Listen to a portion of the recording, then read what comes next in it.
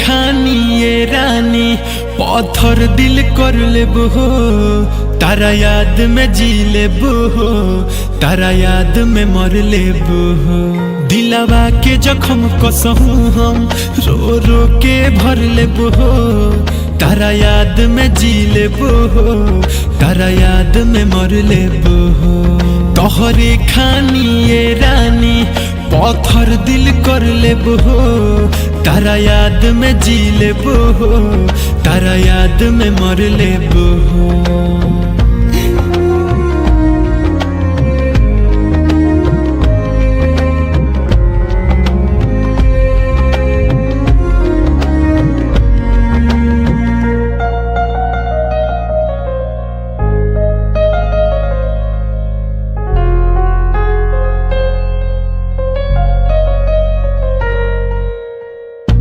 ए बेवफा सारा तुरलू कहसम के भैनी पुराना यही से छोड़ता रू हमके।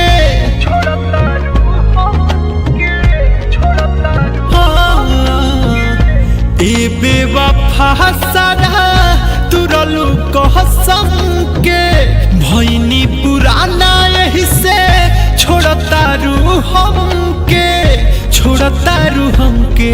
कसहूँ ए सनम दुखावा के अब सही कहर लेबो हो, तारा याद में जी लेबो हो, तारा याद में मर लेबो हो।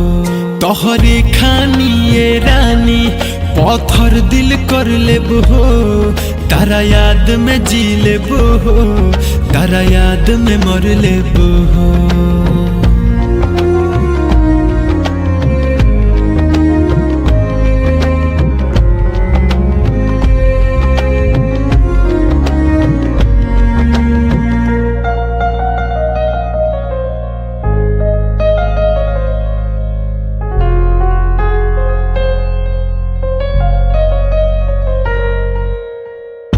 काहे दीपकवा के प्यार ठुकराइलू, राइटर से सनथ कहे ठीक न कइलू।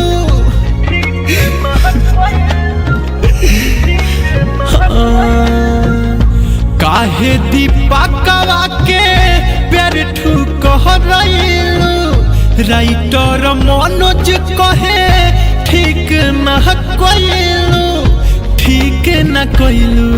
अब केहू से दिल न लगाएम हम लिख के धर लेबो हो, तारा याद में जी लेबो हो, तारा याद में मर लेबो हो। तोहरे खानी ये रानी पत्थर दिल कर लेबो हो, तारा याद में जी लेबो हो, तारा याद में मर लेबो हो।